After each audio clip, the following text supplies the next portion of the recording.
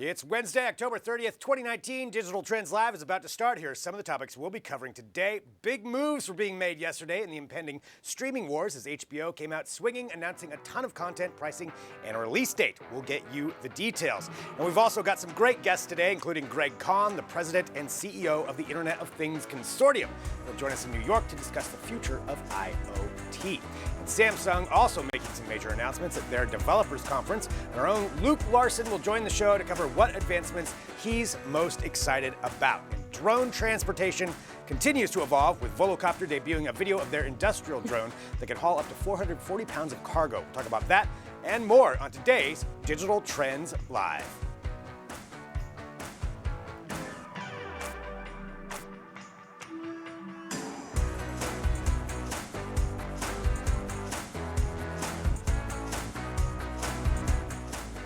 Isn't that new intro awesome? I love it. Yeah, it's pretty amazing. It looks so warm. It's warm. It's friendly. We got just coffee. Yes. Hikes. Sit down, pour yourself a cup of coffee, and hang around for a while. Hello, everyone. This is Digital Trends Live. Thank you for joining us. However you found us, we do appreciate it. We broadcast live here every weekday, 9 a.m. Pacific, noon Eastern, bringing you tech headlines, news, interviews, and discussions, all while broadcasting live across a number of different platforms. We're on Periscope, Twitter, Twitch, Facebook, YouTube, LinkedIn, Dailymotion, Apple News, 2 different mobile apps, a smart television app, and at digitaltrends.com/live. So wherever you are, you can drop in your comments, whatever you think about what's going on. If you agree, disagree, drop it in there. This is an interactive show. We want to know what you think. But to start off, I'm Greg Nibbler, joined by Dan Gall. Hello, Dan. Hi, Greg. How are you? Doing well. How are you doing? I'm doing fantastic. There is a lot of news for us to get through in a very short amount of time. There is, but that drone looked really big. The drone is very big. Yeah, I want to know where that thing's landing. It can carry 440 pounds, so we could probably both be strapped into it and it could fly us around. I think that's what we need to do for it. I think so. You like my great Halloween costume?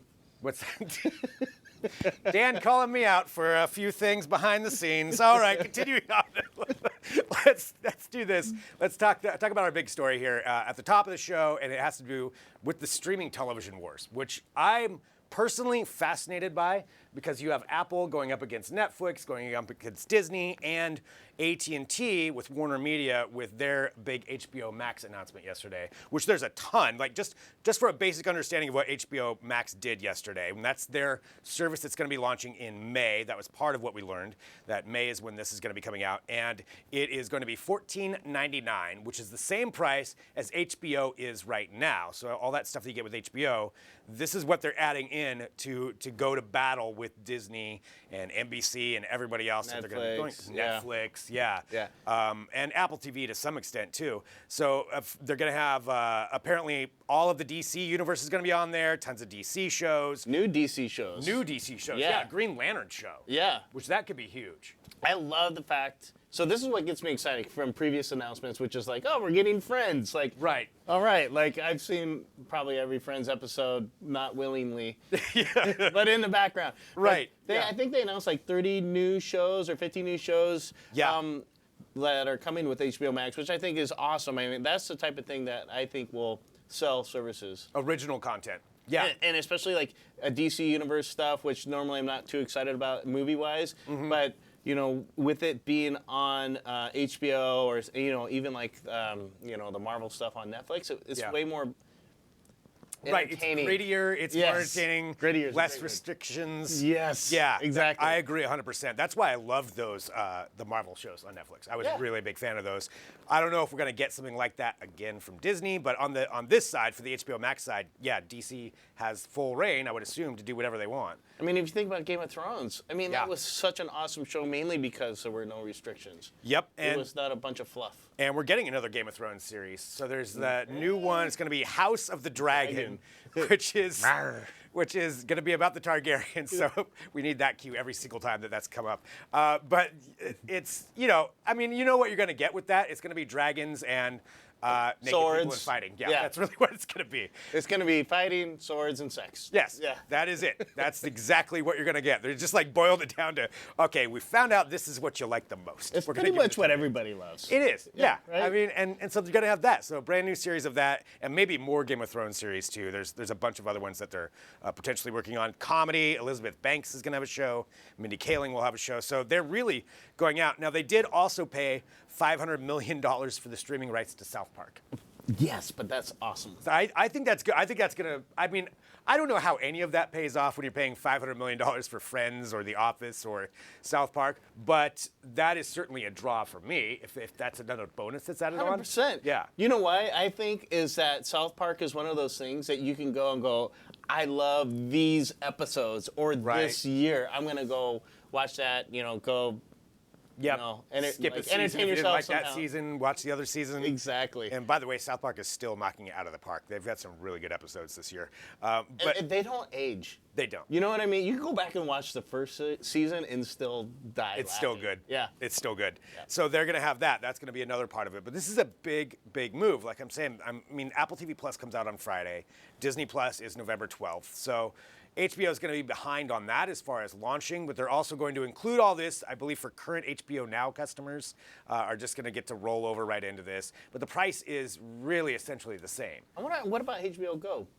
I don't know how they're going to handle that. That's a good question. I don't know if they've actually explained how that'll work or if they're just going to transition all of that into just HBO Now customers. So I have HBO Go, but not HBO Now. Yeah. And I don't want to. I don't know. I don't even know the difference between the two. HBO Go and I think it's just a series, right? HBO Go, I believe you can have without a cable subscription. HBO Now is with you know what? I get it don't mixed up too. Yeah. So apologies, we're getting it mixed up. See HBO, you need to make it clearer. Now we have HBO Max, but that's what we're looking at. So they did say that they're estimating that they won't turn a profit until 2025 based on this. They've got about 50 million U.S. subscribers and 79 to 90 million global customers, which is pretty low compared to something like Netflix or even Hulu. I would imagine is probably at that level or above. But they also have a ton of money to put into this to where they can take that loss for a few years. Oh yeah. So and get people into that ecosystem and original content, like you said, that is I think a huge driving force. I mean, if you think about it, HBO crushed it when they started doing their own series, right? I mean, Game of Thrones is just a huge testament to what they're able to do. So yeah, I mean, you go back to even Sopranos and everything since then. I mean, there's just so much. How many of their new shows people got excited for, like Watchmen? Like I watched Watchmen last night for the first time, the first 2 episodes, and I loved it. I did too. Yeah. I'm all on board with it. Yeah. Yeah. His Quality. Dark Material is also good. By the way, we spoke to the visual effects, one of the leaders of that team yesterday on Digital Trends Live, so you can check out that interview at digitaltrends.com. All right, I know we need to move on to another thing, but that's big news. You can follow up on everything at Digital Trends as far as all the announcements from HBO, and there's a lot of them. It'll take you a while to read through all of them. Going on to something else, Samsung had their announcements yesterday at their developers conference, and we'll talk about the computing side in a little bit, but they also revealed another teaser for a new foldable phone.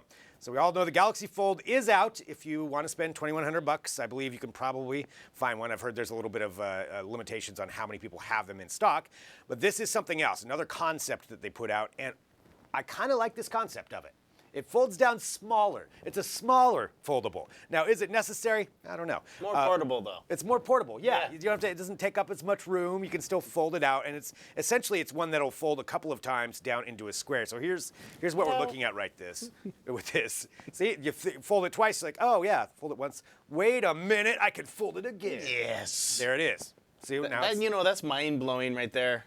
yeah, they can fold it that many times. Yeah, it becomes a clamshell. It is. Yeah. Yeah, so I'm kind of a fan of this, but I feel like we're going to be getting more and more.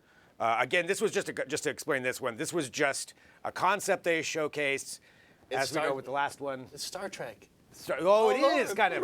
Yeah, and then you can fold it out too. You get a tricorder in there. What was old is new is gonna be awesome. There's got to be a tricorder involved somehow. Yes. So that's what we're looking at with that. And what they said is, Beam me up, data. this is showcasing with the new One UI 2.0, so some of their operating software and how this would actually work. We didn't see a physical example, but I think that this is a sign of what's going to be coming, especially leading up to CES, because we know Motorola's supposedly going to debut a foldable phone with a foldable screen on it. LG's been rumored to be working on a few different strange concepts. Actually, some of them are pretty cool.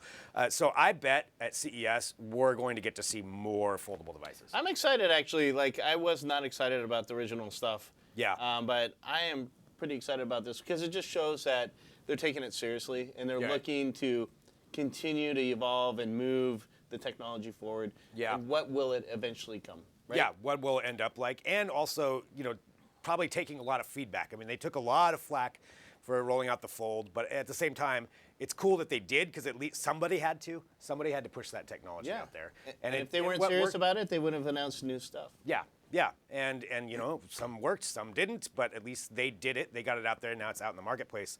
This is when you start seeing everybody else now will jump into it and start seeing some design competition. Just think of what could be in 4 years, right? The slappable phones. Yeah, that we've wanted for years. Right? You could talk about foldable like tablets where you know, super thin. Right. Right? Roll them up maybe. Throw them in your Isn't that the ultimate goal? Like a roll-up television that you just roll up like a poster and put it in your backpack? Yeah. I mean, or like even a TV where you can just roll it up and take it off the wall and or whatever, right? Store it. Yeah. We'll have to see where it goes, but it's a pretty cool concept. Again, just a sign of things to come, maybe, you know, and what we're going to see from other companies. But I feel like this is where we're starting to enter in now that we've gotten a couple of these out there. Huawei has theirs out as well. We're going to start to see some. It's starting to feel not as much of a gimmick. That's a really good way to put it. It's not as gimmicky. Like now they've proven they can do it. Yeah, we'll see though. Refining it. We'll see how well they do in the next couple years. But it's like curved TVs, like everybody thought they were cool. That's true. 3D TVs too. Yeah. Well, I bet we'll see a bunch of cool stuff at CES this year, at least as concept designs. So that's some news from Samsung. A couple other things in the news. One thing we wanted to get to too, talking about Waymo. Yes. And Waymo in the news because we know that they've been testing out their autonomous vehicles for a while now in the Phoenix area. If you live in the Phoenix area, there's a good chance you could probably get into their test system where they have these autonomous vehicles that will come and take you for ride shares. And the thing is, there's always been a driver in there for an emergency, so they can, you know, hit the brakes like a driving instructor. The backup driver. Yeah, like, I just picture my driving instructor in high school stomping on the brake every time. So there's that just in case. But now they are saying that they're going to start having these rides without the backup driver, to where you get in and it's completely autonomous. How freaky is that? Yeah. Yeah. I mean, the regulation-wise, I'm surprised they're getting away with it, but clearly Phoenix is on board with this. And Waymo must be doing something right. They must be. Right, yeah. But how would you feel getting into one of those and then going, oh, crap, there's no driver in here? Yeah. Like kind of excited and at the same time kind of scared. It's like an amusement park ride. Yeah. Right? And it is. This is kind of like look at this. I don't think I could be as comfortable as that girl just sitting there texting and not looking at the road. You know how much fun you could have doing this too, though? Yeah. Jump in the front seat, see if you can take the car over. Try to take it over or trick it, or just Turn going past people pretending you're asleep at the wheel. That's true. There's a lot of fun you could have with this. Yeah. But that's what they're rolling out. They did say that there's a couple of things, this is a statement actually from Waymo. As always, if you need assistance during any part of your trip, you can contact a rider support agent through the car's help button or in your app. I'm thinking if there's a big emergency, like, okay, let me pull up the app here. Okay, it looks like we're going to crash. Let me get this hit. It's customer service. Hello? This car's acting real weird. That part I don't know. I'm not in range. Yeah. Damn it.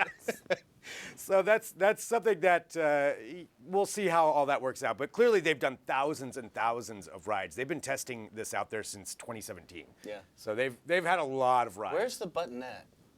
It's a good question. Is it like in the front console? Like you gotta you gotta up reach and across. I gotta hold on. I'm gonna unbuckle my seatbelt. I don't like the looks of this. Yeah, we'll have to see how that all works out. But that's something that they're looking at. So again, that's Waymo with their assistance, with the driver assistance. Waymo needs some work on the drone stuff. Yeah, well, they have been working on some of the drone stuff to where you. To what, the delivery drones, as far as that side? I think people delivery drones. People delivery drones? Yes. That would be good. There's a company called Volocopter that's doing that as well. That's awesome. But Waymo seems way more further along than anybody else. Waymo, way more. Way more. There it is. We just came up with a marketing slogan, Waymo. Be way more with Waymo. With Waymo. So that is something that is going on with Waymo's side of things. Let's get... and you can check more about that at digitaltrends.com. Let's get in one more topic here really quick that I just thought was funny that we had to bring up. And then we're going to go to a break. And then I believe we may be going to a New York Is this studio. part of the Read 'em and Weep segment right here? We may get to Read 'em and Weep here in a minute. Let's talk about this really quick, and then we'll take a quick break. And this just has to do with Halloween coming up tomorrow, and I just thought it was funny. And it has to do with a shortage of black turtlenecks that are going on right now in San Francisco because everybody wants to go as Elizabeth Holmes That sounds for horrible. Halloween. So, which makes sense. It's in the Bay Area that everybody would recognize that, but that's what everybody wants to go as. Wow, really? Yeah. Are they just gonna walk around like that? Like I guess so. Would you like to invest in what I'm doing? Yeah. That's so pretty sad. yeah. The turtleneck shortage. A turtleneck shortage. Yeah. Yeah. Man, you know, like it always seems like Christmas sweaters are the thing that you have Right. shortages of around Christmas time, the holiday season. Yeah. Now, like you really missed out on an opportunity this year on the turtlenecks. Yeah. I You mean, could've made clearly so you could have much been money. at the forefront of this. There's still an opportunity. There is. Yeah. I mean, if you have an extra black turtleneck laying around, clearly you could be getting high dollars for that one. Mark it up on eBay. Yeah. Or the Facebook marketplace. Yeah. It's ideas. I'm just throwing them out He's there. just throwing them out there. That's Yeah. what he does, Waymo. Remember? Waymo, way more. Way All right. more. Well, that's what we're looking at. And again, tomorrow is Halloween, so we'll have to see what kind of costumes people have. Dan, thank you. You're welcome. This is always so much fun. And I feel like we just rushed through so much news, but there's a lot to get to. And We have way more. Way more news. Way more. Way more coming up Yes. on Digital Trends Live. So we have a lot of interviews that we're going to be having today. We've got a ton of guests, like some really great guests. We also have our own Luke Larson, who's going to be in here, and he's going to recap what he found out from the Samsung event. Luke is always a wealth of knowledge, and will help boil it down for you so you understand what it was that Samsung announced and why it's cool. So we'll be discussing that. We're going to be going to our New York studio a few times too, so that's going to be coming up next after this break. We're going to have Greg Kahn, who's the president and CEO of the IoTC, which is the Internet of Things Consortium, which just sounds kind of cool. So we're going to be talking about what they're looking at their consortium and how the future of the Internet of Things is evolving, what we can expect in the future. So interesting conversation coming up with that. So drop in your comments, your questions. Dan, thank you again. Thank you. And we'll be back in a minute with Happy more Halloween. Digital Trends Live. Oh, yes.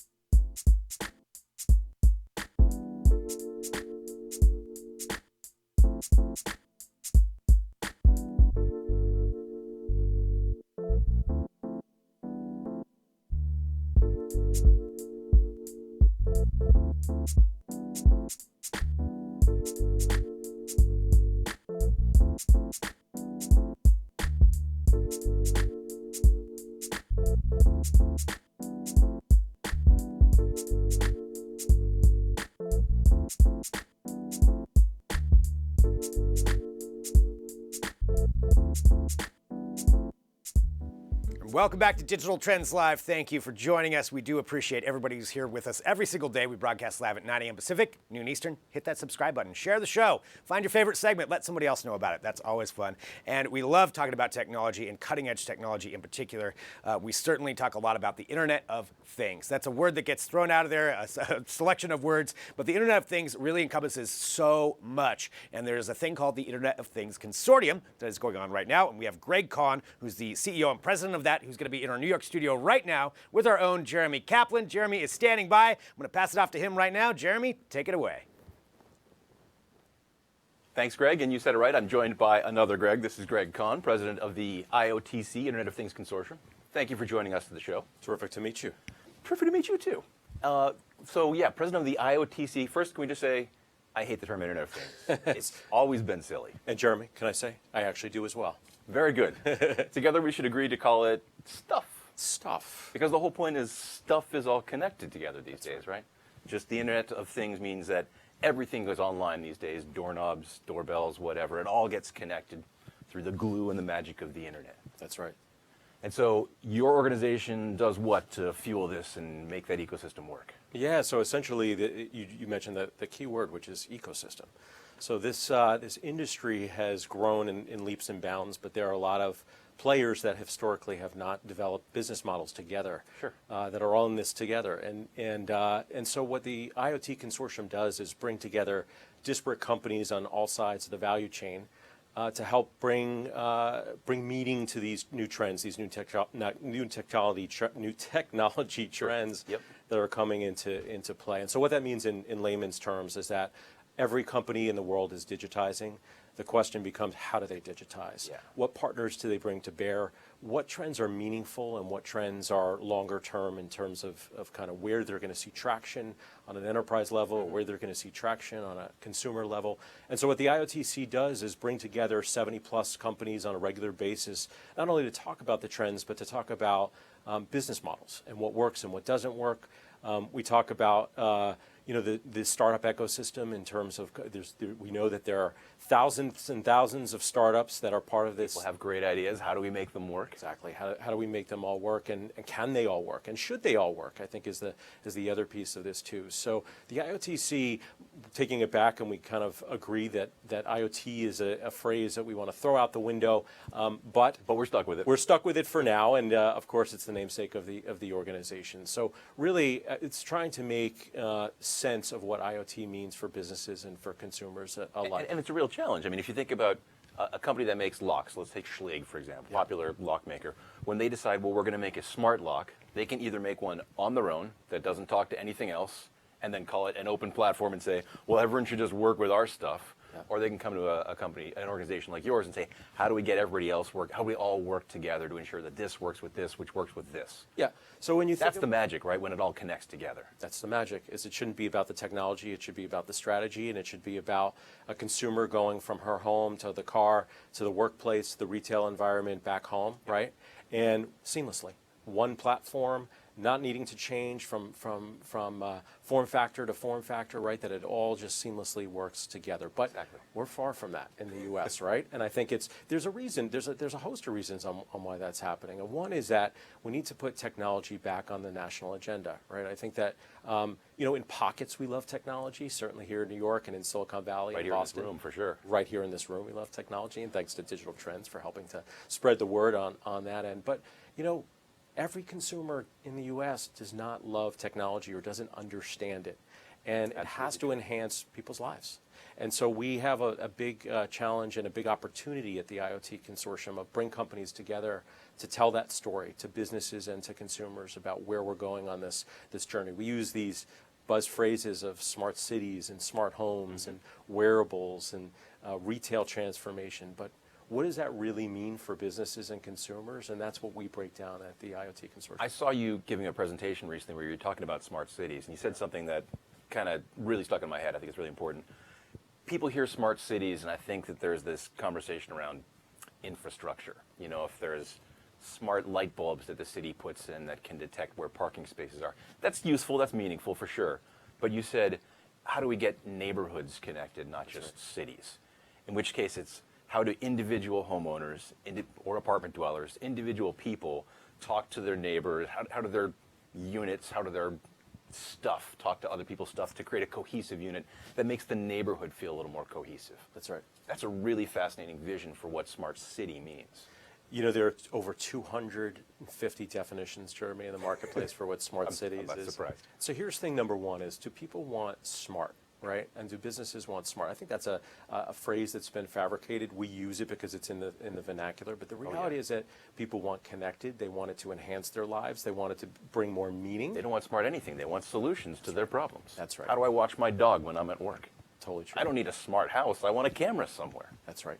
That's right. I want to live in my home. I want to enjoy sports. I want to enjoy entertainment. I want a healthier lifestyle. How does technology enable me to do this, right, as an individual? And I think companies are grappling with that. So I know we want to chat about 5G and where that's heading, but essentially, it's about what are the solutions that it's going to bring, not just more data, not just lower latency, but what are the solutions to businesses and consumers going to bring? And I often say, Jeremy, that we're in the top of the second inning of the IoT industry, right? So it's a long game, and maybe it's going to be extra innings, and but we're just in the beginning of the journey. So one place that people can learn more, of course, is the upcoming show. Tell us all about what's going on. So we are hosting our first executive summit in New York in 2 weeks, November 12th, called IoTC Next. And it's we're purposely doing it here in Manhattan at the Times Center to bring together the ecosystem, and I'll talk a little bit about that ecosystem of players in this fun, fascinating IoT marketplace. And so we'll cover the 5 sub areas that we focus on at IoTC, which are smart cities, I use that smart word, homes, wearables, retail transformation, Yep. and autonomous vehicles. Nice. Okay. Nailed it. Got all 5 in there. But we're above and beyond that, right? They're individual ecosystems, but again, it's about the interplay between these ecosystems. Sure. So we'll talk more broadly about financing for this. How do you invest? What are the positive use cases, the great outcomes that have come? We'll talk about privacy and security. Huge problem in this country, in the world right now. And the reality is that there's a big opportunity for us to get on top of that before it gets on top of us, which is happening in some respects. We'll talk about health and wellness, and we'll talk about ethics. So health and wellness is becoming increasingly important as the population is aging up, right? And so how does that translate to these 5 areas that we cover? And then we'll also talk about the ethics. So we're creating all these things that are connected. Should they all be connected? What are the guardrails that we have to put? So that's what we'll discuss. And we'll have investors, and we'll have corporates there, and we'll have startups there. We'll have entertainment. And one of the reasons of doing this in New York City, the media and the financial capital, is that the story really hasn't been told enough. We've kind of been a little bit of a secret, this fun IoT industry in New York, and it's time to take the covers off. It's time for New York to really see that there's so much more to technology than social media, which often dominates the headlines. And so there are millions of different projects that are going on, and great opportunities for us to collaborate. I agree. What's nice about it, too, is when you first opened up, you were saying not everyone is a big fan of technology. There's this fear that goes on sometimes. Is this going to be confusing? Is this going to be complicated? Is it going to make my life more challenging? Or, of course, is that new TV spying on me? Those kind of crazy conversations that some people have. I don't believe it. I'm a big fan of technology, but I know that's a very pervasive thing. I think that the industry has moved past the incompatibility issue, but there still is that ethical concern. You said, should this thing be connected? Should these devices be talking to each other? And I think that the event is one place that we can shape that conversation a little bit, get people to realize, well, there are solutions to your problems. It's not spying on you because we've been building it with privacy in mind from the ground up. Yeah. And I think that's a big thing that we can address at this event. And Jeremy, I wouldn't say that we're past those incompatibility issues. In fact, one of the major issues that we're seeing just globally is climate change. And so with the fires that are taking place today in Napa and in Malibu and other places, and for all of our friends out there, I hope that you're safe. The reality is that these smart devices are actually going down, right? As PG&E takes down the electricity in NorCal, all of a sudden what happens to your smart locks and thermostats? And Great point. It's a huge challenge here. So we have to think about sort of what are the backup plans for these, and also think about what's the future of electricity in this country and in this world. Well, yeah, that's a big part of the whole smart home connection and smart city conversation too. How can you generate electricity at your own home? How can you feed it back into the grid? How do we take the grid and smarten it? And all the situation that's been going on in California where they're turning off power because they're, well, for a variety of reasons, but there are some clear solutions that I'm sure you guys are going to be talking about at the show, right? There are, certainly. And they're being developed all over the world. And I think that's one of the big wake-up calls for the U.S. is that this is, the world is changing, and again, with climate change and with the aging population and just the growth of the population here, but our infrastructure is aging. Yeah. And so at the same time that we're developing these gadgets and fun toys, we also have to think about how do we retrofit our infrastructure to be more digitally enabled, to live in a digital world. And that's a big challenge. It's not a challenge for one company. It's a challenge for everybody to come together because, some stats have come out in the major metropolitan area here in New York that 30% of people that live in New Jersey might have to work from home within 10 years if we can't fix the transportation infrastructure here. Oh right? my God, yeah, it's a nightmare. It's such a mess. But we need another Elon Musk. We need and I think there are opportunities that that we have to reshape and rethink transportation. What does that look like? Rethink workflow. What does that look like? And there's a good chance that the next Elon Musk is going to be speaking at the show. When is it exactly? So it's November 12th, Tuesday, November 12th, all day. And we're really looking forward to having you there and hosting our digital health and wellness sessions. I look forward to it. Yeah, DT will be covering the entire thing. You can catch it if you can't make it to the show. You can catch it all live at DT. But that's all the time we have here. Greg, thank you very much. Thank you so much. Pleasure talking to you. Greg, back to you in the studio in Portland. All right, thank you, Jeremy and Greg. Fascinating conversation. Cannot wait to see what comes out of this event that's going to be happening, and just where we're going with the Internet of Things. And we have a lot to talk about though, here coming up on the show.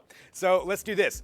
We have a lot of interviews coming up. We have Luke Larson who's going to join us. But up next, we're going to talk about cloud computing, and in particular, Kubernetes. We have Ram and Belinda Venom who are going to be joining us. So we're going to take a quick break. We're going to come back. They're going to walk us through this. They're going to walk me through this to help explain it a little bit more to me. We'll be back here in a minute with more Digital Trends Live.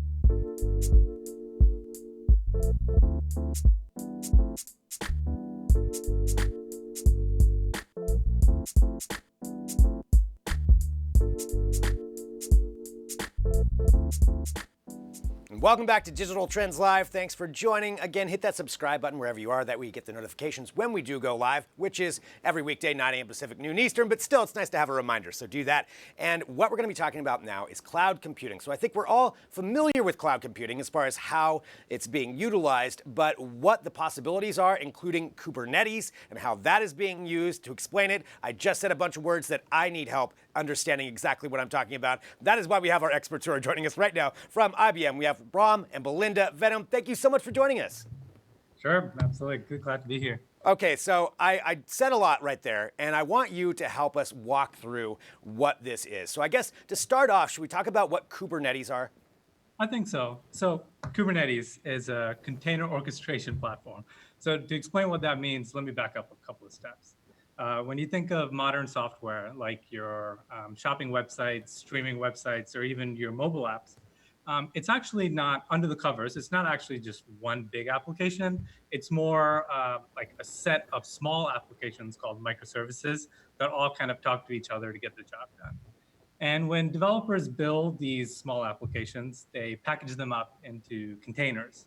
And containers lets these applications run the same way, whether it's on your laptop or you're like a test machine or on the cloud somewhere. But soon you're going to have hundreds of these or even thousands of it, especially if you think about the fact that when you scale up, you have multiple instances of each one of these containers. Kubernetes is a platform that will let you, the developer, deploy these containers across a cluster of machines. So it will do things like, it'll give the containers a network for them to talk to one another. It can do intelligent scheduling and scaling, and it has health checks built in so that you can keep your platform kind of up and running. So it provides some uniformity, I guess, across these different platforms. Right, Yeah, right. For sure. Like another part of why Kubernetes is so popular right now, it's an open source platform, so that's really exciting. And there's a ton of different companies that are contributing to Kubernetes, right? There's Google is contributing, IBM, of course, where we're from, Red Hat and VMware, and that's just naming a few of them. In addition to all the contributions that are coming in from like individuals in the community as well. It's really exciting because each of those companies and vendors is really bringing in their own sort of set of strengths and their own like deep expertise in the cloud to the project. So when people say, hey, you know, I'm thinking of looking for a container orchestration solution, and they look at Kubernetes, they're really getting that assurance that there's not just like one vendor's implementation, and they're really able to really benefit from that collaboration that's going on from all these different companies. Which is pretty exciting. I mean, if you think about where the possibilities are, where we could go. I mean, we were just talking about the Internet of Things earlier and how that could probably fit into this. I'm sure that's a huge part of it as well. Talking about what you two do, can we walk through what your role is in this? Sure. I'm actually a product manager for IBM Cloud's Kubernetes service. And Belinda? Yeah, I'm a dev advocate for IBM Cloud. So, you know, that's a few different things, but it involves, you know, kind of getting to work on fun projects or helping people start to understand some of the, you know, cloud infrastructure stuff that's out there. So talking about Kubernetes, I know you have some unique ways that you're trying to educate people and teach some of these developers how to actually utilize and understand all the concepts. Can we walk through some of that? Sure. Yeah, for sure. So one of the projects that we got to work on is the Kubefly demo. It was just this really cool opportunity to teach some Kubernetes concepts with drones. Kubernetes, you know, as Ron was explaining, it's super powerful, but I think, you know, when you come in to try to learn a really powerful technology, it can start to be overwhelming. You're learning a lot of new terms, you're learning a lot of new features, and Kubefly is this really just fun and engaging way to start to learn some of those key concepts. So we had this swarm of programmable drones. They're from a company called BitCraze, and we use them to just represent different Kubernetes concepts. So things like pods or replicas or nodes, and to show some of the features like scaling up your application or self-healing of containers. And then, you know, oh, go ahead. Oh, no, I was just going to say self-healing of containers. Can you explain what that means? Yeah, for sure. So we actually had in the demo, you'll actually see one of the examples is that, like, let's say you have a set of pods up. And so in the demo, that'll be a set of drones that are flying. And one of the demos was for a person to actually go and grab one of the pods out of the air to simulate like an application crash. And so once that one gets pulled out of the air, you'll actually see another drone sort of lift off to take its place. That one was always pretty exciting since a real person actually had to go and yeah, right, that's risky. Right. So like, yeah, these are the little programmable drones. Like, and they're really cool and expandable. There's a little battery pack in there, and you can expand it to and add various decks like a positioning system, speakers, lights, etc. And I mean, we definitely had fun with this, but and they're pretty resilient. But you know, there were definitely times when, you know, it ran into Belinda's hair and it got caught in it. Definitely freaked out a little bit. I've crashed my fair share of drones that are not autonomous, so I totally understand. Not part of owning drones. Well, looking at this bigger picture, so what you're doing right now, you're teaching these developers, everybody's learning what the concepts are and how it can be applied. So once we know how to do this, what does this mean that we can do going forward? Like, what does this mean 5 years from now? Sure. What it really enables enterprises to do is move their workload from traditional on-premise environments where they don't have as much flexibility in scaling, and then move them to the cloud, right? Whether it's, you know, public cloud using multiple vendors or a private cloud, but be able to deploy their applications in a consistent way and take complete advantage of the infrastructure that the cloud is providing you in a pay-as-you-go model. So would that be something similar to like on a consumer side? You know, your program runs the same on your mobile device or your computer or your television. Is it that kind of what we're talking about? To where it's actually more under the cover. Okay. Right. The provider of that program is able to provide you that program uptime. So make sure the program is always up and running. I think a really good example is, you know, kind of some of the companies that are actually using Kubernetes. If you look at like the weather company, for example, right, they're running weather.com on the IBM Cloud Kubernetes service. So that really enables them to keep those like millions of users informed and then handle like big peaks in traffic. You know, if there's like a big hurricane coming or a big weather event coming, they're going to see those spikes and people saying, hey, like, what's the weather? I need to be updated right now. And the platform is able to scale up with them and help them you know, keep that up and running. So weather.com, or when you check the weather on your iPhone, that under the covers runs on IBM Cloud Kubernetes service. Okay. So during a hurricane, you might get a huge spike in demand, right? I think they experienced like 250 billion API calls in one day. And the cloud enables you to scale up that workload so that your end users are not seeing any downtime when they need it the most. That is huge. That's a great example. That makes so much sense when you're explaining it that way. Well, for developers out there who want to get started using Kubernetes and figuring out how they can utilize this for their developments, what's the best way for them to get involved? The Kubernetes itself, as Belinda said, is an open source project. So there's a lot of tutorials from the community. But IBM also does a lot in creating, getting started contents, tutorials, videos, etc. So my brother actually is another dev advocate, or he does dev advocate related stuff. And so if you go to YouTube and search like IBM Kubernetes or Kubernetes Explained, you'll see a ton of videos that he produces where you can really understand and learn, what Kubernetes actually is, how to take advantage of. I think just another really good way for people to get started. I know for me, I'm really hands-on. So I just, want to kind of jump in and like get my hands dirty. You can actually go out to IBM Cloud as well and create a free account and then just create a cluster, right? Just go ahead and start playing around with some of the commands, see what you can do with it and figure out kind of how it starts to fit in with your own company's like infrastructure or setup that they want. Yeah, I mean, that's the best way developers learn is just to actually get it in front of them and then start tinkering with it. Right. Walk up and grab the drone by your hand and just, figure it out. See what happens. We made it a little bit easier than that. Well, Ram and Belinda, thank you so much for joining us. This is a fascinating discussion. Really appreciate you being here and explaining this for all of us and understanding how cool this is and what the possibilities are and where it can go. And just appreciate you being here on Digital Trends Live. Right? Yeah, no worries. Yeah, great talking to you. So that is fantastic. So learning about Kubernetes, understanding how that works. I mean, this is the cutting edge stuff. This is what's going to shape everything that we're doing, that we're interacting with. And if you're a developer, this is really important. You should probably get on this and learn how you can utilize it. So all of that fascinating talk. I know we have a lot more coming up here on Digital Trends Live because we have Luke Larson who's going to be joining us to talk about what Samsung announced at their computing event. And they have some new stuff. So we're going to be covering that here. We're broadcasting live. You can drop in your comments and questions. Back here in a minute with more Digital Trends Live.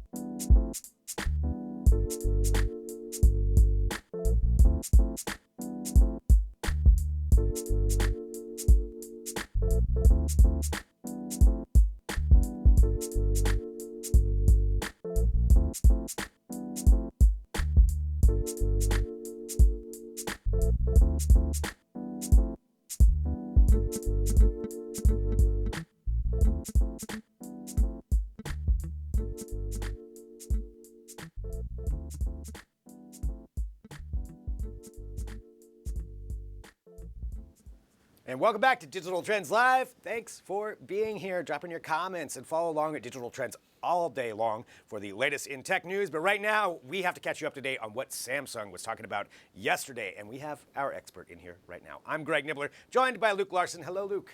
Hey, Greg. Big news. I'll do my best to be your expert. Big news for Samsung. Yeah. So yesterday was the Samsung Developers Conference. Yes. It's a thing they do every year.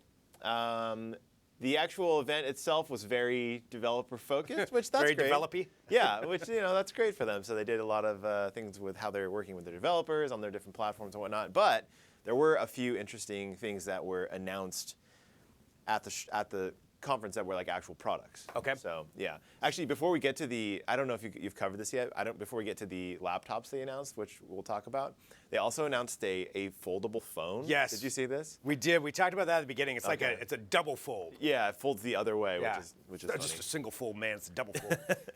It is pretty cool looking. Yeah. There's the video that they had of it right there. Showcasing what looked like the previous Samsung Galaxy Fold, but then Hold on a minute. Whoa. Boom. Yeah. Another fold. Yeah. It looks pretty cool. It is Honestly, we were talking about it earlier, that it looks pretty awesome. Yeah. So they did have a whole line of new laptops, actually. So they call them the Galaxy Book, fill in the blank. Yeah.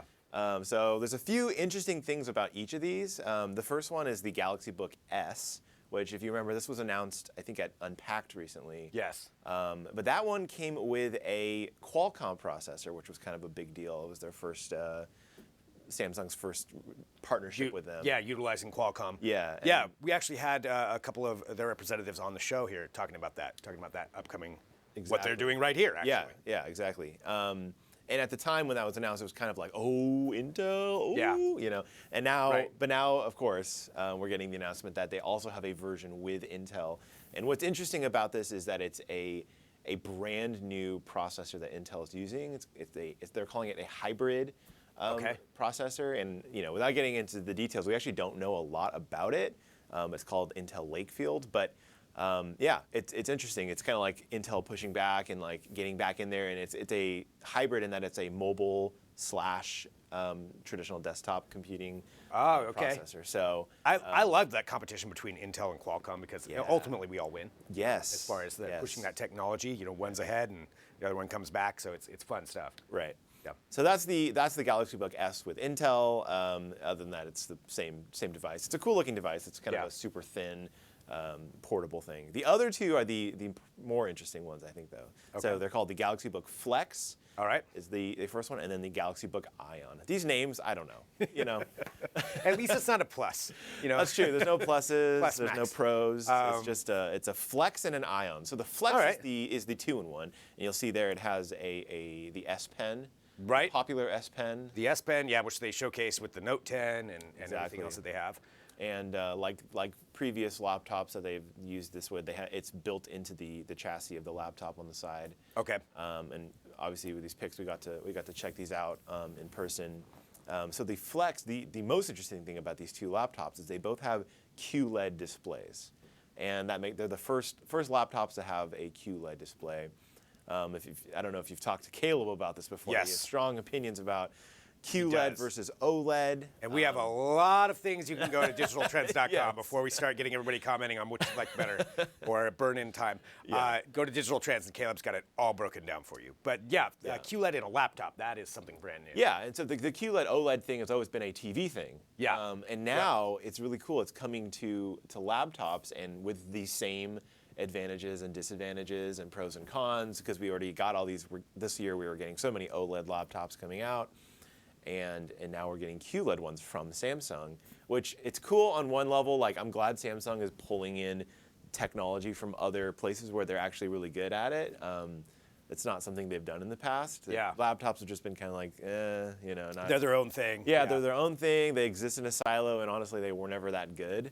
Or they weren't very unique. Yeah. Now it's like, they have their own like technology that really only they own. So it's like now they're putting that into these laptops. And from our writer who got to check these out said they look really, really nice. I mean, I love this idea that they're bringing in. I mean, they have a lot of expertise in a lot of different areas. Yeah, So totally. combining them just kind of makes sense. Right. You got the S Pen from the mobile side of things, and you're getting the QLED from the television. Yeah. So it's pretty cool, and hopefully it makes for an actual product that is unique on its own and can actually benefit from the things that Samsung is good at. So the Flex is the 2-in-1. They both come in 13 and 15-inch versions. Okay. All of them have QLED displays, and that's the cool thing. So one of the benefits of QLED is that it's a little bit cheaper than OLED. That's always been one of the things. Yep.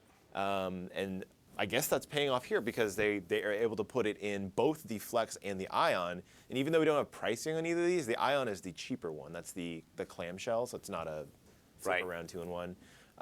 That's going to be the cheaper one, and still, even the 13-inch model, the cheapest one, is going to have the QLED display. So that's great. It's really cool because the OLED is always like, you can, the bottom level configurations are always normal LEDs, and then you can add on the OLED if you spend you can bump it up, or something. Whereas this, even the base level comes with this really nice display. And there's a manufacturing issue there too, I believe, as far as OLED screens. Yeah. There's only so many, and they're complicated to make and expensive. They're expensive, yeah. So companies have to charge a premium for it. Whereas this, Samsung kind of owns the whole thing. Yeah. And they, it's a little bit cheaper for them to put it in a laptop. So, You know, I think that's a pretty cool innovation, and I think like it goes right down to the bottom level, which I always appreciate that, because a lot of times you get an innovation and then most people are not going to actually be able to experience it for years until it eventually gets down to the more affordable prices. Well, this is cool. This is a good move then on their part. I think so, and so they both come with their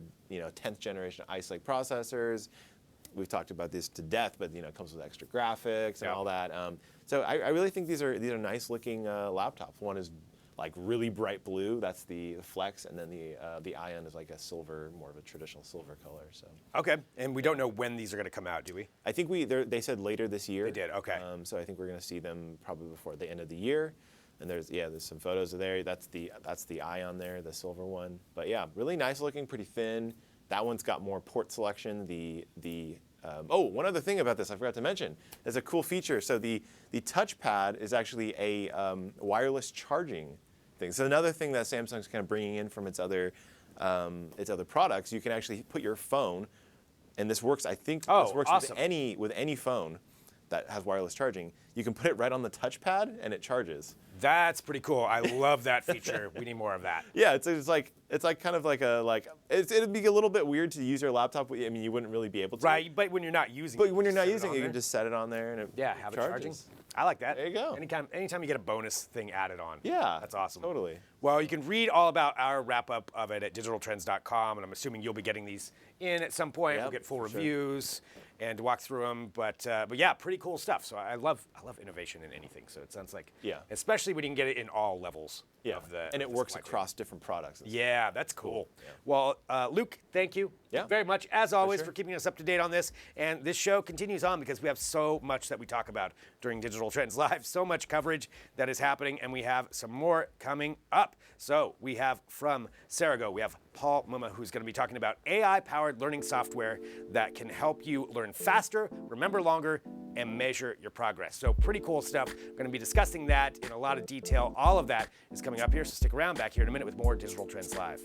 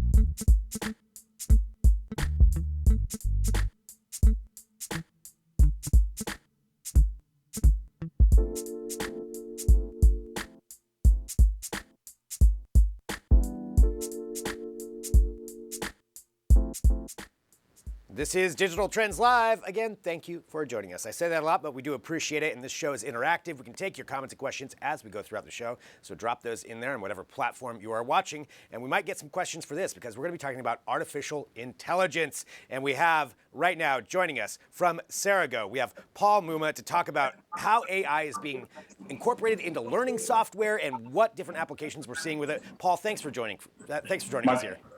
My pleasure. Thanks for having me. I want to give everybody just kind of a background on what Cerago is. Can you walk us through that? Sure. So Cerago, we like to say, is a new kind of learning software. We use principles of machine learning, or AI, and cognitive science to improve how well people learn. So thousands of organizations around the world, schools, universities, companies, organizations, use Cerago's platform to help teach people, train them, and actually make sure that they learn what they're supposed to learn and can use it in their day-to-day life and work. So let's talk about how that actually happens and how AI is the big part of this. Yeah. So AI is a big kind of fun or scary word depending on your point of view, but we think about it in pretty pragmatic terms. Artificial intelligence or machine learning are techniques for computers to learn partially on their own and make humans more successful, more powerful. So in our case, the machine learning works in the background to help the learner figure out what they know, what they don't know, spend their time learning what they don't know, and make sure that they get there in the end. And at the same time, you can use machine learning or artificial intelligence to repurpose stuff that you already have and use it in a more effective way. So if you have a video, you have a PowerPoint slide deck, you have a handout you've used for training, you can put all those things into Cerago, and the machine learning takes that and transforms it into something a lot more adaptive and interactive and delivers a much more effective learning experience. I think that, so that's what we say. Yeah, that's so key right there. That adaptive idea when it comes to artificial intelligence or machine learning, that it can you can customize it. It can learn from what it's interacting with. And so when we talk about somebody who's going through training, can we walk through like maybe an exact experience or one of the experiences of maybe one of your customers on how that would work if somebody's taking some educational classes for their company? Absolutely. So it's a really common situation that someone starts a new job and gets onboarded, has to learn a ton of new information before day one and before they can do anything kind of productive. In our case, we have customers as big as the US Army or as small as a 15-person shop down the street. And their training managers take Cerago, take the information that's important for their employees to learn, feed it into our system. Feels like you're making a PowerPoint deck, but for the end user, they log into their phone, they start using Cerago's app, and right away, Cerago functions like a coach, helping you spend time on the things you need to learn, presenting it in different ways, helping you learn with practice, with review, and essentially saving you a lot of time. So at the end of the day, you'll spend 50% of the time it might have taken to learn in the first place, and you're spending that time most efficiently, actually learning the stuff that you need and not wasting your time on stuff that you already know or wasn't important in the first place. So this is creating for each person essentially their own unique onboarding experience. That's right. Everyone that you need to train will learn the same stuff in the end, but the path they take will be different. That's where the artificial intelligence adaptivity comes into play. Now, talking about that, a lot of people learn in different ways, whether it's they want to read more, they want to take quizzes more, and I know that's a huge thing that we're kind of discovering for a lot of people. It's just the different ways that you actually understand things and retain that knowledge. So can this system adapt to that and actually change up the program to help somebody retain knowledge better? So the answer is yes, it adapts. But it's kind of a funny misconception. People say we all learn in different ways, and the research says that may not be true. In the end, there's a couple of principles that help all humans learn more effectively, no matter what you think your style is. So we take the principles that work for everyone. Distribute your learning over time. Don't try to do it all at once. Learn little bits periodically, not huge, big blocks of stuff all in one sitting. And actually review over time in an active way, not just rereading or watching the same video over and over again. Those are the principles that research says really, really works, and they work for everybody. So that's what Cerago implements. So looking at this from expanding beyond, like onboarding and company education, what are some other platforms that you can see this being utilized in?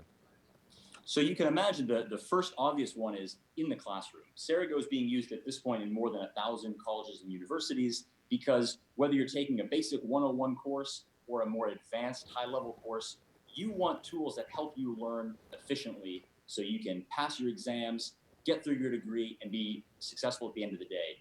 So for the education space, Cerago is a big, big gift. And on the more professional side, onboarding is one really important place where training is important.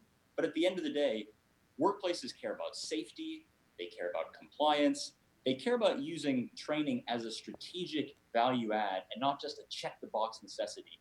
And so what you see today is companies are spending more and more money on training, on average $1,000 per employee per year and growing. And that covers everything: customer success, product knowledge, soft skills, all the stuff that's important in an age where humans have to play a very important role alongside the technology. So Cerago is used across the board, not just in the onboarding phase. So to give somebody, and just before we wrap up, I want to make sure that everybody understands how it would be utilized as far as if you're out there and say you're somebody in charge of your company's educational programs or onboarding. So you were talking about how you upload all of your information onto Cerago, and then Cerago creates that platform and that structure to walk through the programming itself. That's right. Okay. So Yep. making sure I understood that part and how that walks through. Well, it's really fascinating use of artificial intelligence, and I think the more we see artificial intelligence incorporated in these, well, I guess I won't say tangible, but something that you could actually interact with and utilize and see it adapt and actually retain information better, that's huge. Where do you see something like this like 5 years from now? Yeah, so our view is people have thought for a long time about artificial intelligence as being this kind of computers taking over from humans. And we've seen it the opposite. We think that artificial intelligence is about making the human more successful, making the human stronger and better. So from our corner of the world, we think in 5 years, it'll be by default the way people want to learn, using artificial intelligence, using software that helps them learn more quickly, remember what they're learning, actually be able to apply it in real life.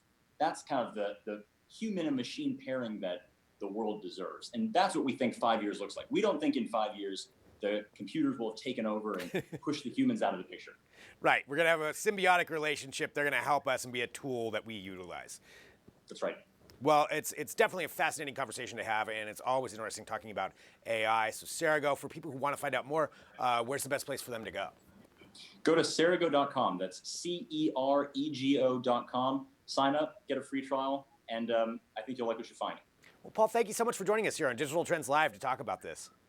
My pleasure. Thanks for having me.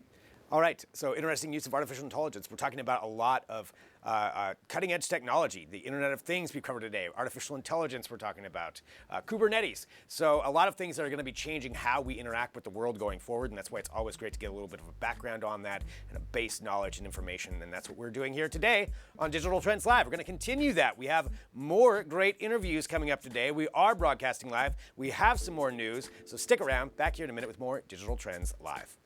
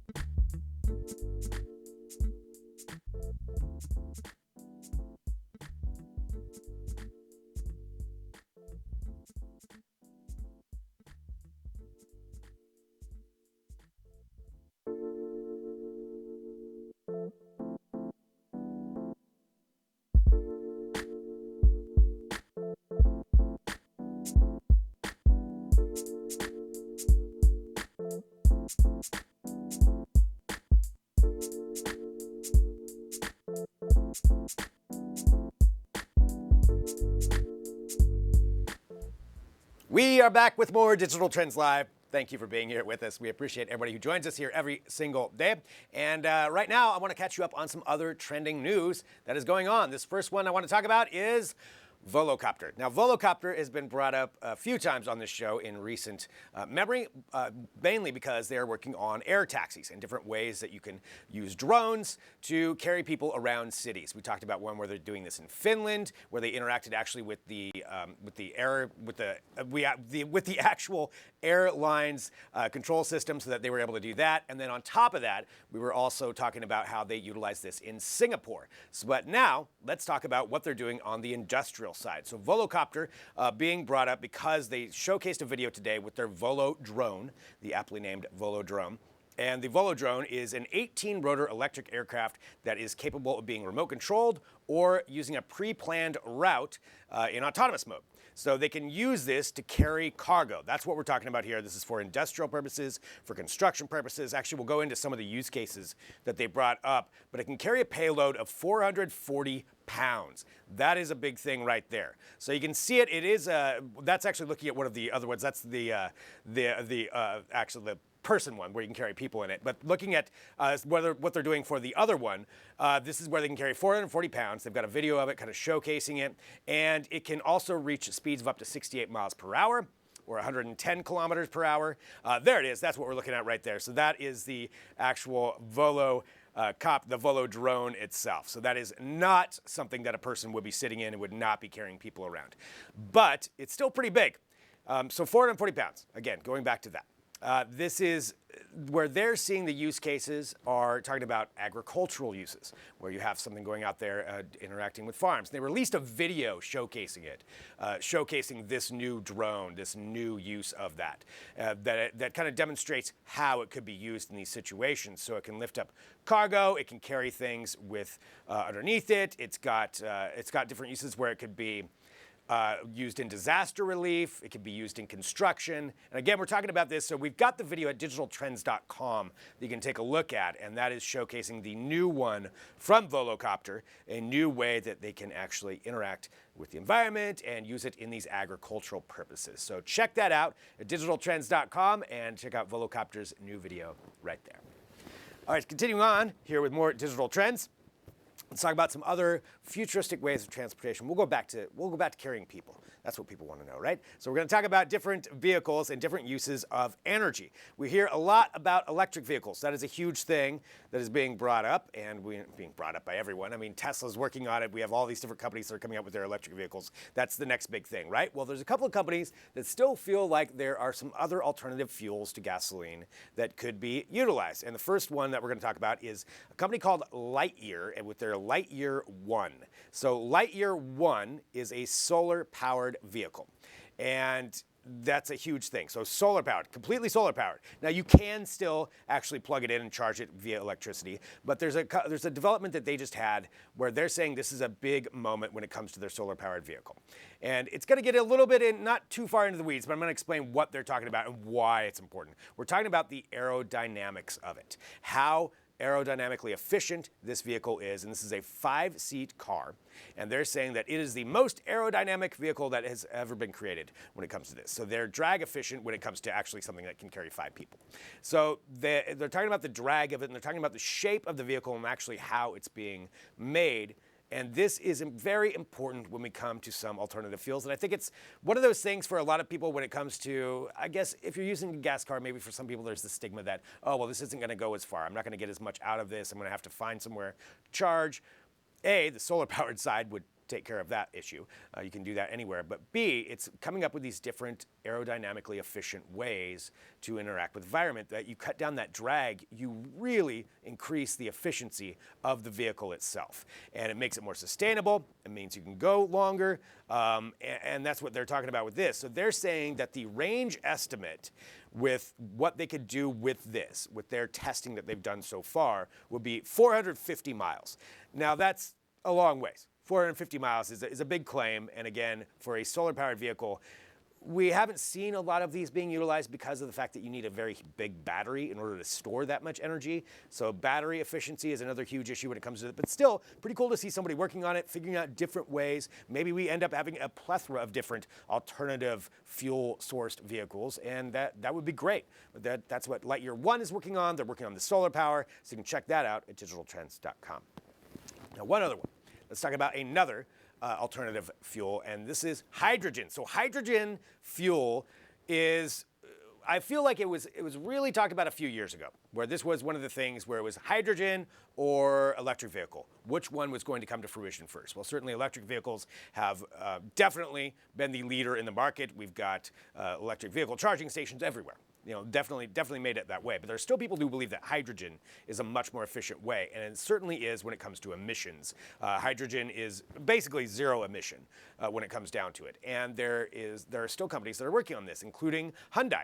So they developed a couple of concept vehicles that they have that are going to, that they're showcasing. And this was at the North American Commercial Vehicle Show in Atlanta, talking about different vehicles for hydrogen, but the main thing being semi-trucks. They believe that this could be the future of how hydrogen vehicles can fit into this landscape that we have of alternative fuels. Now, it's a very futuristic looking vehicle that they have. It looks slick, it looks cool, it looks very aerodynamic to go along with what we were talking about before. But the key to them is that you could essentially, they believe, carry enough fuel for a 250 to 350 mile range. And if you could do that in this, then that's certainly something that's fantastic. That could get you a long ways when we're talking about semi-trucks. They believe that they can take on Tesla, because Tesla has their electric vehicle semis, which some you can see right now on the road. I believe most of them are rolling out next year. You'll have to correct me if I'm wrong on that. You can check it out at Digital Trends. But they believe that this could be another alternative. One big problem, though, with hydrogen, there aren't that many places that you can refuel. So that's a huge issue. The infrastructure for it is just not there yet. But if it were built out, maybe this is the next evolution past electric vehicles or in conjunction with it. So either way, you can take a look at that at digitaltrends.com. Pretty cool. It's always exciting to find or learn about different cutting edge concepts and technology and how it's being utilized. So pretty cool stuff right there. You can check that out again at digitaltrends.com. All right, here's what's going to happen. We are going to take another break here on Digital Trends Live. We're continuing on. We have a lot more coming up. We have a lot more interviews. We have a lot more we're going to be talking about. And up next, we're actually going to be heading back to our New York studio, where Jeremy Kaplan's going to be joined by the YellowHeart CEO, Josh Katz, talking about a responsible live event ticketing platform utilizing blockchain. A lot of cool stuff right there. So we're going to be discussing that coming up. So stick around. Back here in a minute with more Digital Trends Live.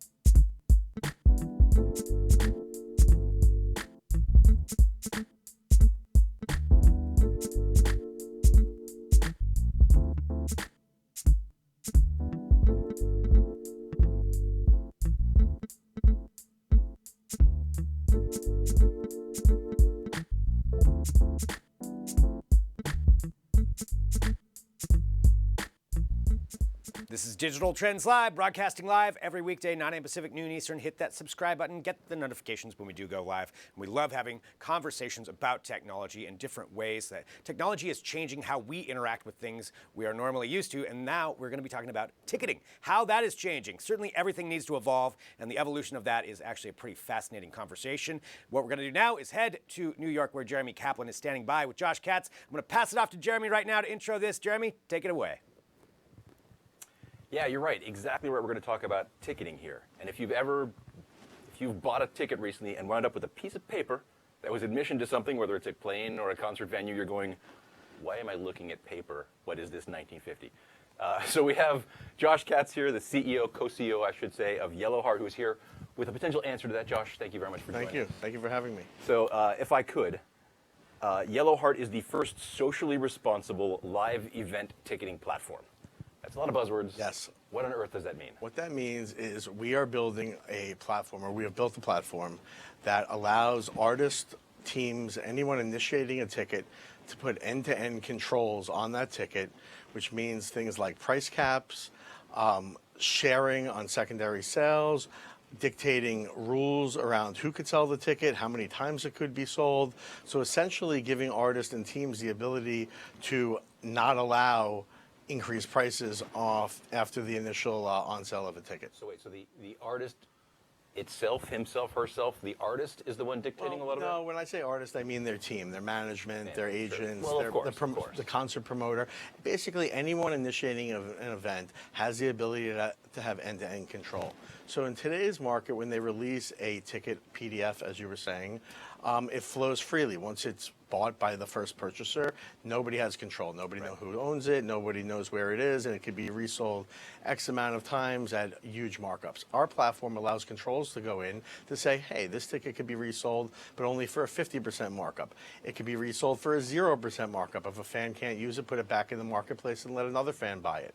So socially responsible is building these tools. We're going to then leave it up to the teams and the artists or their teams to actually use it in a socially responsible manner. So what inspired you to get started with this platform? So, you know, I'm a lifelong music fan and sports fan. Myself as well. Yeah, I mean, I go to lots of concerts, lots of games. I'm a huge Yankee fan. And buying tickets has always been a pain point. And I've kind of watched as a mega fan as I could get all the content I want from Apple, Spotify, Netflix, $10 a month, whatever the cost might be. But buying tickets for fans is a pain point, to the point where most fans don't even attempt to buy them on sales. Yeah. Because they're too expensive and almost impossible to get. And the resale market, SeatGeek, StubHub, Game Time, Vivid Seats. There's just an amalgamation of people that want to rip you off. Massive middleman population. Those middleman population don't really add any value to the ecosystem. They sap money out from the fans. It does not go to the artist, and they're sitting in the middle of this ecosystem, frankly, hurting the fans and the artist. And so the magic glue that makes all this happen, blockchain. Yeah, public blockchain. So, you know, with the emergence of this technology, it seemed to really be textbook for the ticketing industry, for a rampant middleman population that no one could control, end-to-end commerce, moving things digital. So by moving tickets into a minted form, you create a unique digital key that can't be replicated, can't be forged. So yeah, so it makes perfect sense. And then adding the smart contract layer where we could create end-to-end control and give that to the event initiator really creates the new basis for the way that ticketing model should work. So where are you guys in the process of building this out? So, this isn't something that's active yet. No, so we are looking to launch in the second quarter of 2020. We've actually built the platform. It's fairly done. We're just adding feature sets right now and really debugging. We are going to start doing some small club shows in Q2 of next year and start rolling. And we're going to, you know, we'll do 100-person venues, 200, 500, 1,000, and just by the end of next year, our goal will be to start, you know, ticketing arenas. So I know you've got buy-in from some bands already because the Chainsmokers are part of this. They are my got on partners. board from the get-go, right? They did. You know, I went and I've known Adam Alpert, my partner in this, for, you know, a long time. And I went and I spoke and showed it to himself, Drew and Alex, who are in the Chainsmokers, and they immediately bought on. They've been outspoken about this issue for a long time. They really care about their fans. Fans like to connect with fans. Oh my God! If you're in a band and you're on stage looking at people going, they all paid $150 for a ticket to my show. And I haven't met too many artists more passionate than Drew and Alex about doing right by their fans. It's really all they care about. So have you heard from other bands? Have you got running out in the ecosystem yet? We have. You know, the project's been in stealth. Really all of last year and all of this year. We are just starting to come out now, so we have some outreach. We've shown it to some artists, some managers, a few teams. Everybody loves what we're doing. They really are all about making the change. It's just a matter of it working properly. And the way things work with blockchain, a big challenge we've had is creating practical use for now, for today, with complex, you know, blockchain solutions that frankly aren't user-friendly today. So we've been building interfaces to make these, you know, user-friendly so the actual fan experience is seamless and frankly probably better than it is today. Yeah, totally. It makes a lot of sense. And this is, if there's one industry that isn't crying out for change and transformation, it is this. We have a group of people, fans, that are just so passionate about bands, and this layer of stuff in between us and the people we care about. I mean, digital technology should be able to fix that. You're solving one of those big problems right here. We're trying. We're really trying. Digital end-to-end makes perfect sense for ticketing. It really does. Do you have to involve the venues themselves? Do you have to form partnerships and deals with everyone? We do. So the way that ticketing works is venues generally have exclusive ticketing contracts with ticketing companies.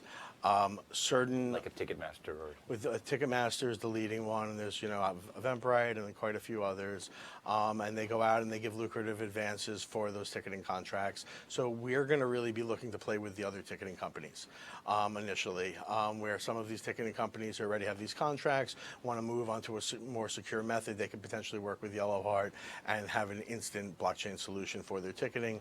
And what we're looking to do is create what's called an unfragmented exchange. So just for example, if I wanted to go to a game tonight, I'd be on probably 5 websites looking for tickets. Right. The team's website, Ticketmaster, Vivid, StubHub, SeatGeek, all the different places you mentioned, and it's a totally fragmented view of inventory. There's no clear-cut view. We're going to offer a clear-cut view of anything offered on YellowHeart. You might see that those tickets are being sold on StubHub through YellowHeart, but you'll have to come into the YellowHeart exchange, and it's going to be very hard for people to manipulate and game the system if everything's fully transparent. I'm trying to think about who the competition here is, because you're not going up against Ticketmaster. No, not at all. Although you might take some business away from them. No, I hope not. Maybe I mean, listen, Ticketmaster gets a bad rap. They're actually an incredible company run by really smart people. I feel like I pay them Yeah, thousands of dollars in service you fees. do, but you have to realize something. Ticketmaster steps up and takes the hits for everybody, for the teams, for the artists, for the promoter. They're on the front line, the ones getting the blame for everything, and they take it with a smile. And no, I'm just saying, and like I've dug deep into ticketing, and it's easy to paint them as the devil, but they are not. They are actually doing the best they can in a tough environment. Digital ticketing is going to drastically make life better for fans, for artists, for ticketing companies. It's going to just make everything work better. What's nice about this also is, I think the whole, I think cryptocurrency really gave a bad rap to what is really a good technology. Blockchain has so many different ways that can transform industries, real estate, ticketing, et cetera. And yet we all hear cryptocurrency, or we hear blockchain, we think cryptocurrency. Yes. 2018 was the year where cryptocurrency was, just came to light as a time with rampant scammers and people. God. This stuff jumped the shark, and then there was another shark that was jumping over that shark, and it's like, what's going on here? Tokenizing and selling anything they could, and it frankly was terrible. It really was. It cast a terrible shadow on amazing technology. Now that technology is going to emerge, as powerful as it is, it's incredible. I mean, I'm around it every single day, watching as we are building protocols on blockchain, and the technology is poised to change financial industries. Obviously, ticketing, it could be disrupted. Any industry that has a rampant middleman population, real estate, banking. I mean, it's really here to stay. But yes, what you're saying is correct. It got overshadowed by scamming cryptocurrencies last year. But that's listen, all of the junk got washed up on the beach as the tide's going out, and now the technology is finally emerging to be what it is. Josh, where should people go if they want to learn more about YellowHeart? Yeah, if you want to learn more about YellowHeart, I'd recommend just kind of following our Instagram for now, YellowHeart Ticks. Our website's yellowheart.com or yellowheart.io. Okay. We're not live yet. We're going to become live after the new year when we start ticketing. So we'll have more information to come then. But if anyone messages us through Instagram, I literally answer the messages, or on LinkedIn, and I'm happy to talk with anybody. As somebody who has paid too much in fees, I love what you're doing. I want you to come back when you guys are closer to launching. Tell us a little bit more about it. We'd love to. Thank you. That's all the time we have for you in New York, but plenty more coming up. We're going back to you, Greg, in Portland. Take it away.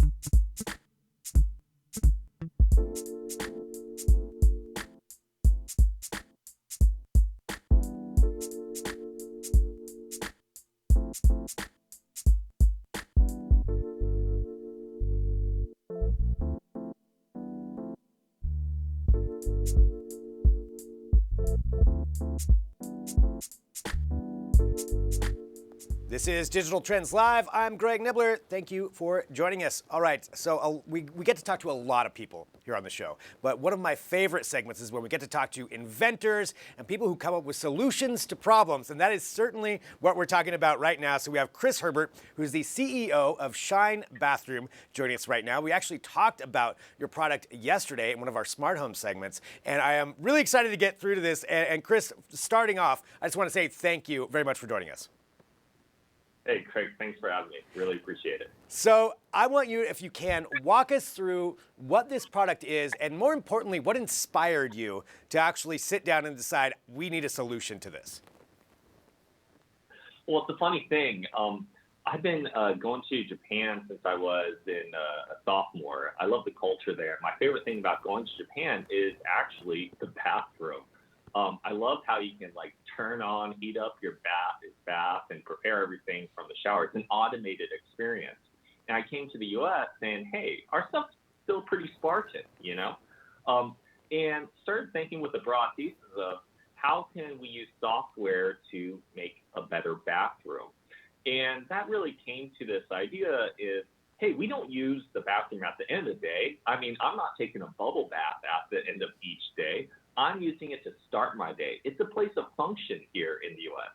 So we created this simple device called the Bathroom Assistant that automates toilet cleaning and maintenance. So you don't need to spend time worrying about a room and taking care of the room. You can just have the room take care of you. And so you can go out and be ready for the day ahead.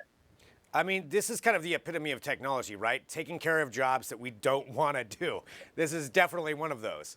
So let's walk through the actual tech behind it, because I'm curious on what those steps were, especially when it comes to something, like this, where you're crowdfunding and you want people to back it, and that takes so much to figure out how to actually get this done. So can you walk through that side of it?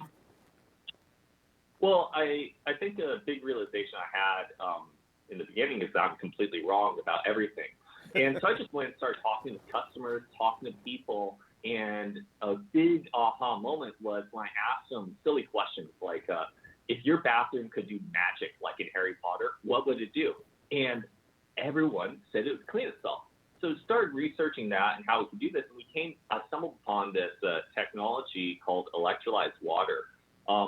We've actually all eaten this stuff. It's used to clean sushi, but also in agriculture, hospitals, because it's non-toxic, and then it's also allergen-free. And then after use, it goes back into a saline solution. So really great solution if you have a septic tank or sensitive plumbing.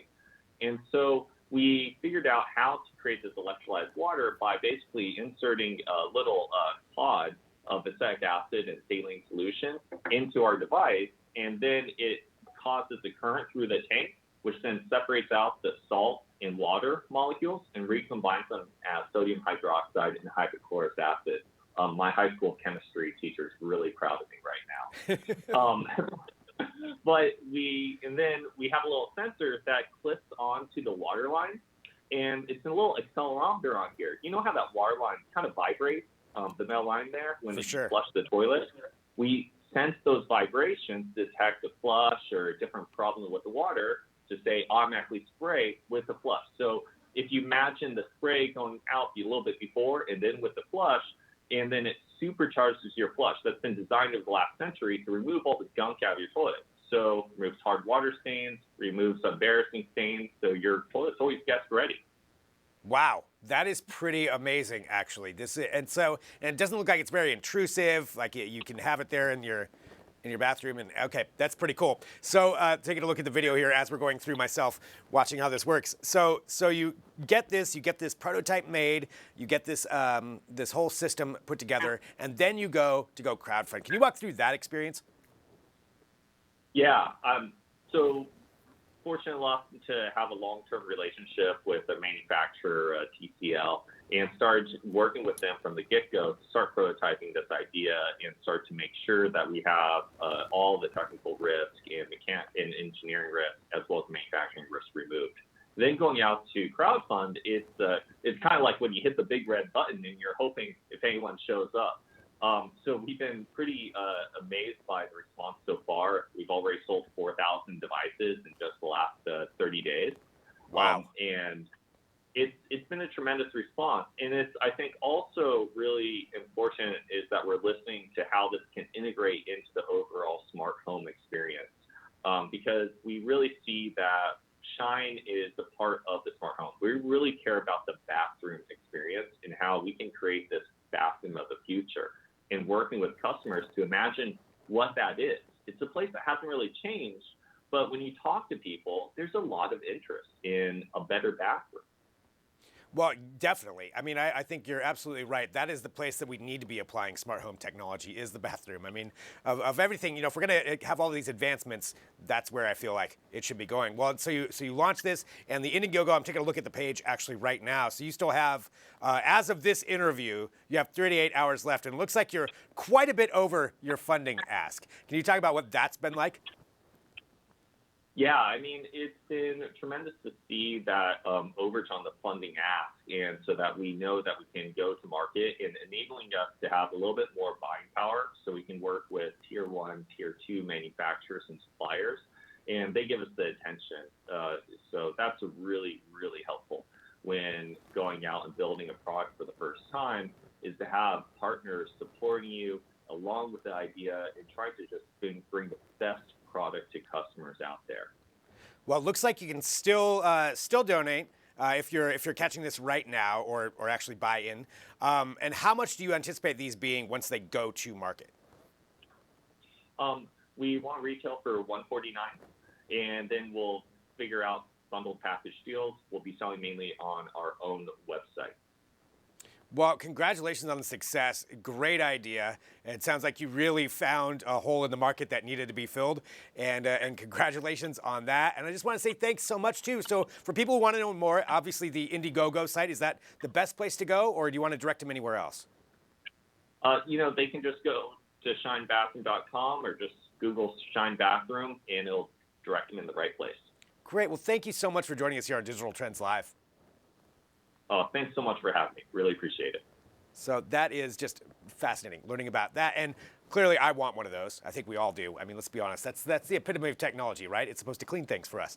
All right, let's do this. We have covered a lot of ground today on Digital Trends Live. We've talked to a lot of people. All of those interviews are going to be up at digitaltrends.com that you can take a look at and revisit, and of course, share them and subscribe. Talking about tomorrow on the show, a couple of guests. We have Gina Claxton, who's the GM of North America, or General Manager of North American Consumer and Travel Market at IBM. We're going to talk about global food consumption. We have Tim Williams from HeatX, who's going to be on, or HealX, to talk about their AI-inspired and patient-powered technology company. So a lot right there. It's a lot to talk about tomorrow. So a lot that we're going to be going into.